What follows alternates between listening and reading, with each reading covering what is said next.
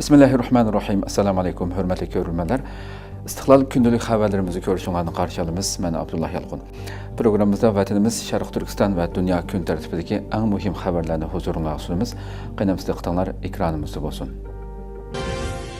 Xitay yana xalqaro jamiyatning ko'zini bo'yashga urindi. Xitay Sharq Turkiston masalasidagi irqiy qirg'inchilik jinoyatini xalqaro jamiyatdan yoshirish maqsadida bir qism davlatlarning Xitoyning Guangzhou, Chengdu, Chongqing qatorliq shaharlarda turishliq bosh konsul xodimlarini boshlab Sharq Turkistonni ziyorat qildirgan. Xitoy xalq to'rining 26 aprildagi xabarida bildirilishicha, Xitoy ilgari davom qilib kelayotgan ko'zbo'yamchilik orqali xalqaro jamiyatni aldash maqsadida 24 aprel Braziliya, Kuba, Nepal, Iran, Vyetnam, Kambodja, Senegal, Ekvador, Indoneziya, Burma, Tayland, Uganda, Pakistan, Türkiye qatorliq 14 davlatning Guangzhou, Chengdu, Chongqing qatorliq shaharlarda turishliq bosh konsul xodimlarini Sharq Turkistonning Qashqarni ziyorat qildirgan. Bildirilishicha, mazkur davlatlarning bosh konsul xodimlari Qashqar qadimiy shahri, Qashqar shahri, Koni shahar rayoni yaqinda yasab chiqqan atalmish universal tuzash xotira sariyi E'tikof jamiyati Xitoy xalqaro jamiyatni aldash maqsadida yasab chiqqan Qashqar Koni shahar nahiyasidagi atalmish milliy chalg'u asboblari kentini ziyorat qildirgan. Xitoy bu orqali o'zlarining Sharq Turkiston xalqining madaniyatini saqlaganligini ko'rsatish orqali o'zlarining Sharq Turkistonda qilayotgan irqiy qirg'inchilik jinoyatini yoshirishga uringan. Kuzatuvchilar Xitoyning xalqaro jamiyatning Sharq Turkistonni mustaqil tekshirishiga izchil to'sqinlik qilib kelganligini, bu vaqtdagi besim va ayblashlarga taqobil turish uchun maxsus tanlangan chet ellik shaxslarni oldin ola tayyorlangan maydonlarda ziyorat qildirganligini, keyingi saxta tashviqotlarda bu turdagi faoliyatlardan kozir sifatida alohida foydalanadiganligini, shuning bilan bir vaqtda Sharq Turkiston xalqini sababsiz tutqun qilishdan iborat jinoyatlarini bir minutmi to'xtatmaganligini bildirishmoqda. Xitoyning mazkur davlatlarning bosh konsul xodimlarini Qashqarda ziyorat qildirgan tarix bilan Xitoyning Anqara bosh konsulxonasi tashkillagan va Xitoyga yaqinligi bilan tanilgan Sabir Bug'da o'mak boshlig'i bo'lib, 22 aprel Beijingga uchgan 20 kishilik Xitoyparast Uyg'ur va qozoqlardan tashkillangan o'makning dal bosh konsul xodimlari Qashqarda ziyorati bo'layotgan 24 aprel Qashqarga tushishi diqqat qo'zg'adi. Bugun ijtimoiy uchur vositalarida mazkur o'makning boshlig'i Sabir Bug'da va Safoko'yda o'ltiradigan tijoratchi Mahmad Niyozning Qashqar E'tikof jamiyati oldida tushgan suratlari va Xotan Qoshtashi bozori va Atlas bozorini ziyorat qilgan ko'rinishlari o'tirg'a chiqqan bo'lib, Xitoy rejimining ta'tir tashviqotiga va o'z jinoyatini oqlashiga hassa qo'shayotgan mazkur Xitoy parastlarning qilmishi xalqimiz tarafidan qattiq ayblanmoqda. Xitoy Saudiya Arabiston yaqinlashishining parda orqasi oshkorlandi. Yaqinqi oylarda ko'plab kun tartibga kelayotgan Riyod-Beijing yaqin munosabatining sababi oydinlashdi. Saudiya Arabiston 2040-yili echib o'tishni planlagan va 10 rayondan tashkil topgan kelgusining shahri deb atalgan Neomning to'r bexatarligini Xitoyning ustiga olganligi tunugun dunyo matbuotlarida aks etdi. Saudiya Arabiston oldingi kuni davlatning g'arbi shimolidagi qumliqda selinadigan Utopiya shahri Neomni rasmiy tunishtirdi. Misrning Sharm-el-Sheyx shahrining dal udiliga quriladigan va 10 rayondan tarkib topgan kelgusining shahri 2040-yili echib o'tiladi. Neom shaharchisi planining bosh direktori Giles Penderton Arab Birlashma Xalifaligi davlat gezitining ziyoratini qabul qilganda qilgan so'zida trillion dollar xarjlanganligi ilgari surilgan bu shaharda 2045-yilda 9 million odam yashaydiganligini, insoniyat tarixidagi tunji va birdan-bir nol karbon shahar bo'ladigan Neomda har qanday narsaning bo'ladiganligi, sun'iy ko'l, sun'iy dengiz, dengiz sahili, uchar kira mashinalari, kütükçü mashina odamlar, qor telish maydoni va hatto sun'iy oymi bo'ladiganligini bildirdi. Kishilarning sayohatchilikka bo'lgan tonishini butunlay o'zgartiradigan Neomning 10 rayonining birining ismi The Script bo'lib, Saudi ichki gazeti jurnalining xabariga qaraganda bu rayon uzunligi 160 kilometr keladigan ta'tir egiz bino deb atiladigan qurilma bo'lib, qumliqning o'ttirisiga selindi ekan.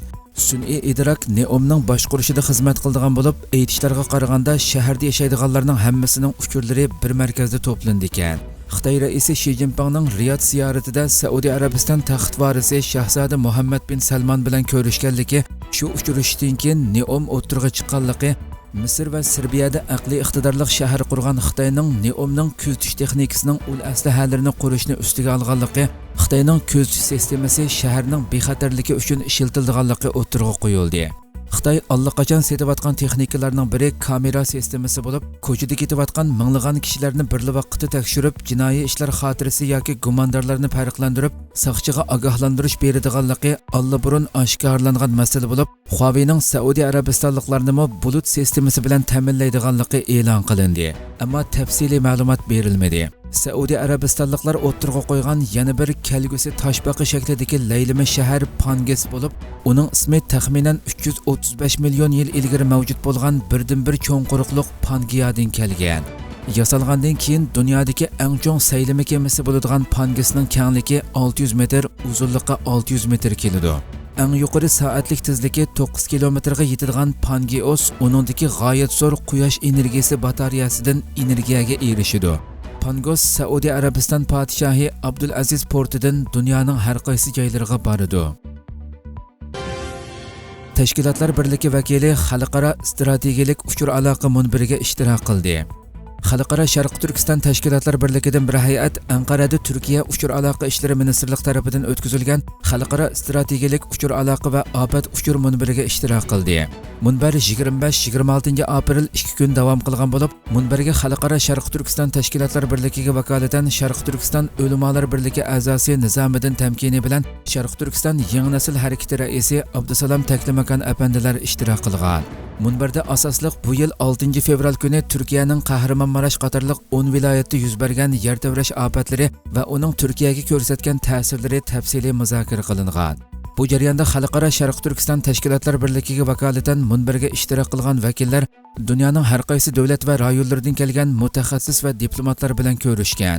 Ko'rishda Xitoyning Sharq Turkistonda ijro qilayotgan irqiy qirg'inchilik jinoyatlarini tunishtirgan hamda bu masala haqida fikr almashtirgan. Yevropa Zelenskiy Xi Jinping telefon suhbatining yaxshi ilgirlash ekanligini bildirdi. Yevropa ittifoqi Ukraina prezidenti Volodymyr Zelenskiy bilan Xitoy raisi Xi Jinpingning telefon suhbatining yaxshi ilgirlash ekanligini bildirdi. Turkiya ovozi radiosi xabarida bildirilishicha, Yevropa ittifoqining bir amaldori Bryusselda muxbirlarning ziyoratini qabul qilganda Zelenskiy bilan Xi'ning oxiri telefonda ko'rishishi va aloqa kanallarining ochiq bo'lishi yaxshi ilgirlash dedi. İsmini oshkorlashni xohlamagan mazkur amaldor bu xildagi ko'rishishlarning ahamiyatini Xitoy va Ukraina mas'ullari bilan uchrashganda doim ta'kidlaganliklarini qayd qildi. U so'zida Xitoyning Ukrainaga va boshqa davlatlarga alohida vakil avatish niyatiga diqqat qildi dedi. Zelenskiyning Ukrainaning zamin butunligi, egilik huquqi va mustaqilligini asos qilgan adil tinchlik tashabbuslarini qo'llaganliklarini eskartgan mazkur amaldor tinchlik uchrashuvlarining shartlarini Ukrainaning qaror qiladiganligini ta'kidladi. Bu Xitoy raisi Xi bilan Ukraina prezidenti Xi Jinpingning Ukraina-Rossiya urushi boshlangan 2022 yili 24 fevraldan buyon tunji qatim telefon suhbati bo'lib hisoblandi. Xi Jinping urush boshlangandan keyin Rossiya prezidenti Putin bilan nurg'un qatim ko'rishdi. Hatto Moskvani ziyorat qildi. Ammo prezident Zelenskiy bilan hech qanday aloqa qilib boqmagan edi. Xitoy Ukraina-Rossiya urushini siyosiy yo'l orqali hal qilish uchun taraflar bilan uchrashish o'tkazish maqsadida Ukraina va boshqa davlatlarga alohida vakil avatadiganligini e'lon qilgan edi. Prezident Zelenskiy tinchlik uchun zamindan voz kechmaydiganliklarini, Ukrainaning zamin butunligining 1991-yili belgilangan chegaralar bo'yicha kafolatga ega qilinishi kerakligini ta'kidlagan edi. Yevropada Rossiyaning diplomatiya xodimlari bas-basda chegaradan qo'g'lab chiqarilmoqda. Shvetsiya tashqi ishlar ministri Tobias Billström Rossiyaning Stokgolmda turishliq elchixonasida ishlaydigan 5 diplomatni chegaradan qo'g'lab chiqarishni qaror qilganligini e'lon qildi.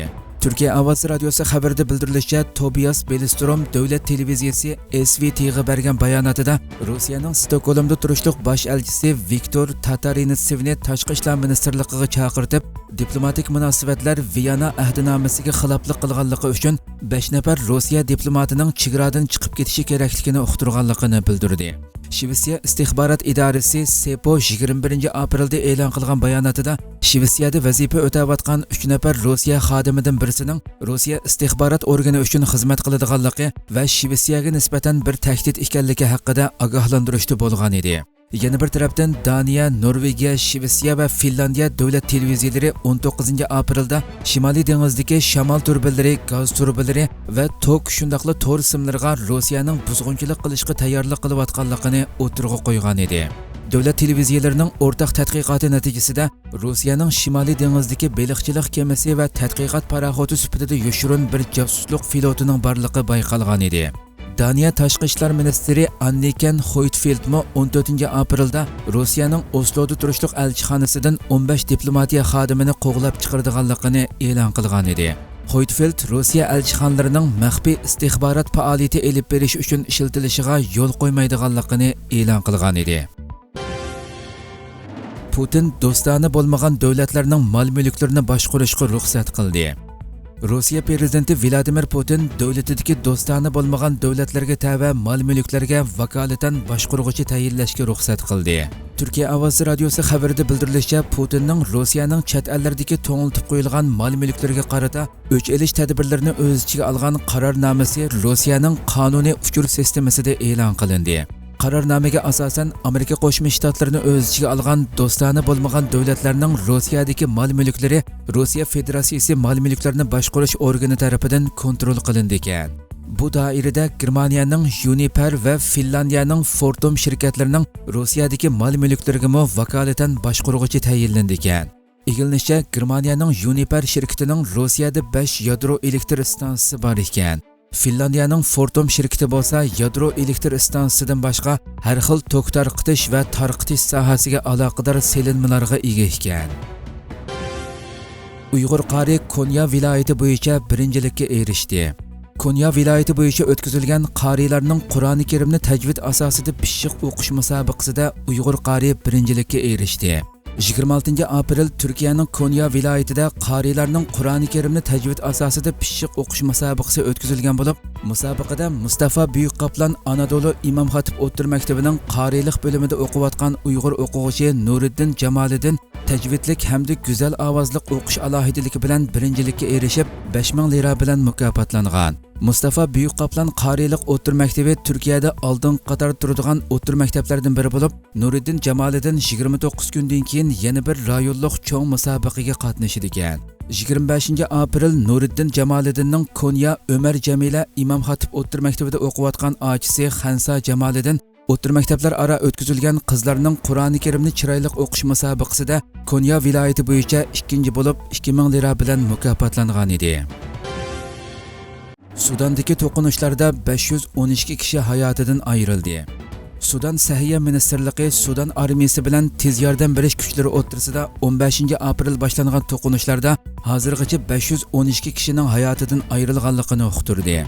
Sudan Sahiyya Ministerligi tomonidan e'lon qilingan bayonotda Sudan armiyasi bilan tez yordam berish kuchlari o'rtasida 15 aprel kuni boshlangan 11 o'lkadagi to'qinishlarda hozirgacha 512 kishining hayotidan ayrilganligi, 4193 kishining yaralanganligi bildirildi. Bayonotda o'lim, yaralanish va to'qinishlarning boshqa ta'sirlarini aniqlab chiqish uchun barliq o'lkalarda xizmat ishlanayotganligi, yaqinqi 2 kun ichida yaralangan va qazo qilganlar sonining azayganligi, doktorxonalarning jiddiy qutqizish xizmati va sahiya xodimlarining vazifasini o'rinlash iqtidorida yaxshilanish ko'rilganligi qayd qilindi. Sudanning poytaxti Xartum va boshqa shaharlarda 15 aprel kuni tong saharda Sudan armiyasi bilan tez yordam berish kuchlari o'rtasida qurolli to'qinishlar boshlangan edi. Hürmetli görürmelerimiz, şuna qilib bugungi xabarlarimiz mush yerda oxirlashdi. Atiki programmamizni ko'rishgacha aman bo'lg'aysizlar. Assalomu alaykum va rahmatulloh.